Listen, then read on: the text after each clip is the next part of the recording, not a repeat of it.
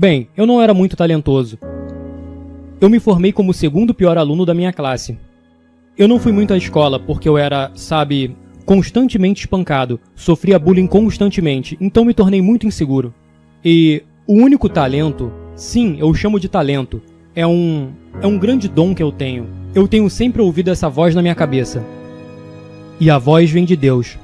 Eu era uma pessoa muito insegura. Culpava todos por não chegar a lugar algum.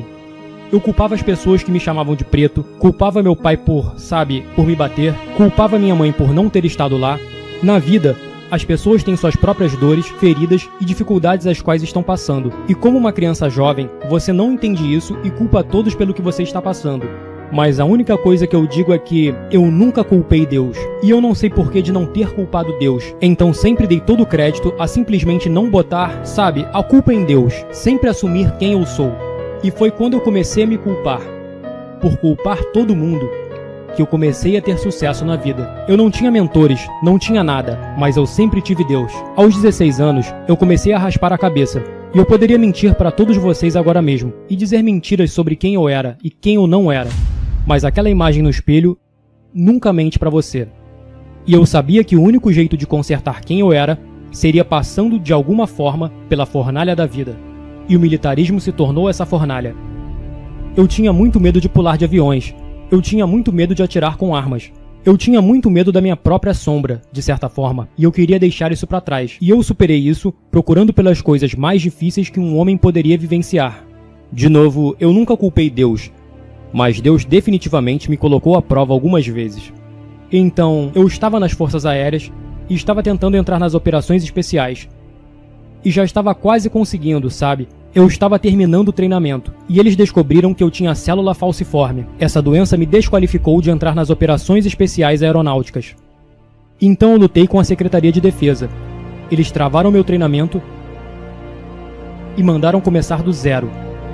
Eu disse, de jeito nenhum. Eu tinha medo da água e eles queriam que eu voltasse para a água de novo. Então eu ganhei todo esse peso por causa da depressão. Eu pesava, na verdade, 136 quilos, e nessa foto eu tinha por volta de 122 quilos. Um ano depois eu estava em casa, e eu vi esse show no Discovery Channel, dos marinheiros passando pela Hell Week, e eu falei sobre isso enquanto me olhava no espelho. Eu falei, quer saber? Estou cansado de ter medo. Mais uma vez, estou indo direto de volta ao que eu era antes na escola. Eu estava indo de volta para o que todos diziam que eu era. E eu não queria mais ser aquela pessoa. Então eu decidi ir até um posto de recrutamento e disse, eu quero ser um Navy SEAL, com essa aparência. Resumindo, o recrutador disse que eu deveria perder 48 quilos em 60 dias, porque eu estava quase velho demais para ser um SEAL da Marinha. Eu perdi peso e eu passei por 3 Hell Weeks e me tornei um SEAL da Marinha. Eu sou a única pessoa em 70 anos de treinamento da Marinha que passou por 3 Hell Weeks. Passei por 3 Hell Weeks no mesmo ano. E alguns de vocês podem não saber o que é a Hell Week. A Hell Week é o treinamento mais difícil que o militarismo tem a oferecer. São 130 horas de treinamento contínuo. Nessas 130 horas, você talvez tenha 2 horas para dormir. E a ideia desse treinamento é literalmente destruir o homem. E uma vez que esse homem está destruído, o treinamento começa. Então, eu tive sorte suficiente para estar lá no ano em que isso aconteceu uma vez em 70 anos. Eu estava lá nesse ano, louvado seja Deus. A ordem do comandante era, se qualquer um de vocês se machucar, ou qualquer um de vocês sentir alguma coisa, nós vamos te mandar de volta para o primeiro dia de treinamento. Eu não ligo se você está na última semana de treinamento, e o treinamento tem 6 meses de duração. Eu vou te botar de volta no dia 1. Então o que aconteceu comigo foi, a Hell Week é na 5ª semana do treinamento, e em algum momento da Hell Week eu me machuquei e voltei para o primeiro dia de treinamento. Passei pela minha segunda vez por uma Hell Week completa. Estava me preparando para começar a segunda fase do treinamento. Eu estava todo feliz, porque a Hell Week é a parte mais difícil do treinamento. O que aconteceu? Eu machuquei a perna e voltei para o primeiro dia mais uma vez. Comecei do primeiro dia novamente. Eu passei por isso e me tornei um Navy SEAL. Eu estava servindo por quase uma década, E fazendo o treinamento da Marinha por tanto tempo. O que aconteceu foi o pior incidente na história dos marinheiros. Tinham 4 caras fazendo uma vigia, e eles foram descobertos por outras pessoas. Resumindo, todos morreram, exceto Marcus Luttrell. Eu conheci muitos caras que estavam nessa operação, e nesse ponto eu estava com cerca de 100 quilos, colocando meus tênis de correr, e muitos desses caras tinham filhos. Então eu queria levantar dinheiro para esses familiares, sabe? E a melhor forma que eu encontrei para fazer isso foi ter pesquisado online e encontrado uma fundação chamada Special Operations Warrior Foundation. Essa fundação manda crianças para a faculdade se seus pais foram das operações especiais e morreram em combate. Então eu encontrei essa grande fundação, mas eu não sou uma pessoa muito inteligente. Então pesquisei no Google os 10 eventos mais difíceis do mundo. E eu escolhi o mais difícil de todos. O mais difícil era essa corrida chamada Badwater 135. São 217 km de corrida através do Vale da Morte no verão. Não muito inteligente. Então, 217 km, 55 graus Celsius, eu chamei o diretor da corrida. Mas eu pensei não ser humanamente possível uma pessoa correr 217 km de uma só vez. Então eu pensei que fosse uma corrida de múltiplos estágios. Eu pensei que correriam 25, 30 km, armariam um acampamento, fariam um churrasco ou algo do tipo. E daí voltariam a correr de novo na manhã seguinte. Então eu liguei pro diretor e ele falou: "Ei, você já correu mais de 200 km?" E eu respondi: "Durante um ano inteiro?" Ele disse: "Não, de uma só vez, em 24 horas ou menos." Eu disse: "Nunca?" E ele retrucou: "Bem, para qualificar-se ao Badwater 135, você precisa correr 200 km em 24 horas ou menos." Então eu pensei, eu nunca corri mais que 32 km na minha vida, e não coloco um tênis de corrida há mais de um ano. Eu havia ligado para ele numa quarta-feira, e no próximo sábado, ou naquele sábado, seria corrida de 160 km, chamada San Diego in One Day. Você corre em volta de uma pista de 1,6 km por 24 horas, e meu objetivo era completar 160 km. Então, eu não vou entrar em grandes detalhes sobre o acontecido, mas a participação de um homem obeso que não costuma correr nunca, você pode imaginar o que aconteceu. Eu acabei correndo 162 km em 19 horas. Eu completei a corrida, chamei Chris Kausman. Ele disse: "Eu sei o quão mal condicionado você esteve, então você não está pronto para a corrida mais difícil do mundo." Então lá estava mais uma corrida que eu poderia fazer para provar ao Chris que eu queria fazer essa corrida para levantar dinheiro. Eu tive que me apresentar na linha de largada dessa corrida chamada The Hurt 100. Essa corrida era muito conveniente para a situação, porque na época apenas 27 pessoas tinham completado a corrida. Tem mais de 9 km de subida em uma corrida de 160 km. É o equivalente a escalarmos o Monte Everest e nós adicionarmos 160 km à conta. Então, basicamente, eu fui à linha de partida da corrida com uma tala nos pés. E eu completei essa corrida e fui fazer a Badwater 135.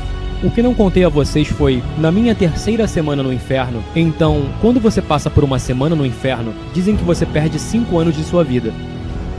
Então acho que estou quase expirando nesse mundo, certo? Mas, basicamente, quando estava passando pela terceira semana no inferno, eu não tive muito tempo para curar meu corpo. Então os oficiais, o pessoal no comando disse: "Ei, David, você sabe que esse é seu último ano para tentar passar?" E simplesmente minhas pernas estavam quebradas por fazer o treinamento da marinha pela terceira vez. E eu descobri que precisava literalmente usar fitas de compressão. Fitas de compressão são fitas que atletas usam para prevenir os tornozelos de saírem do lugar. Eu usei as fitas dos meus pés até minhas panturrilhas. Isso fez com que meu pé não dobrasse. Então eu meio que corri flexionando o quadril.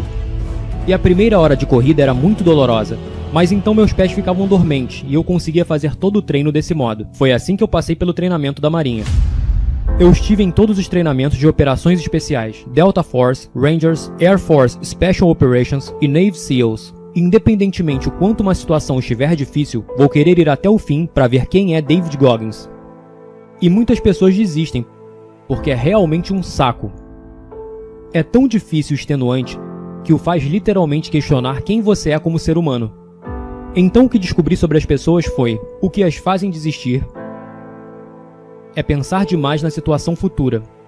Então, no treinamento da Marinha, a temperatura da água é parecida com a do Oceano Pacífico. É congelante. Você fica de pé o dia inteiro, a noite inteira por 70 e poucas horas, talvez mais de 80. Sua mente se pergunta: por que raios eu estou fazendo isso? As pessoas que terminam o treinamento são as pessoas que apenas falam em suas mentes. Roger that. Então se o instrutor me dissesse: "Ei David, pule na água, rasteje, faça 1000 flexões", eu não pensava, porque parecia muito idiota, sabe? Você pensa sobre a ordem e diz: "Eu não vou fazer isso. Eu vou pra casa, tomar um banho quente, beber café, comer um donut, vai ser mais confortável." Então, quando você pensa demais, você se torna muito fraco. E pensar é bom, mas às vezes pensar é ruim. Então eu inventei esse slogan: Roger That Mentality. Roger That Mentality é a mentalidade que quando alguém te manda fazer algo, você simplesmente faz. Você não pensa sobre nada, diz, entendido, e não pensa demais. E antes que perceba, aquela tarefa está cumprida, e você pode seguir com sua vida sem ter pensado demais. Você se torna bem-sucedido. Essa voz na minha cabeça continuava me assombrando sobre o que fazer. E se eu fizesse errado, a voz continuava lá. Eu pensava, pelo amor de Deus, me deixe em paz.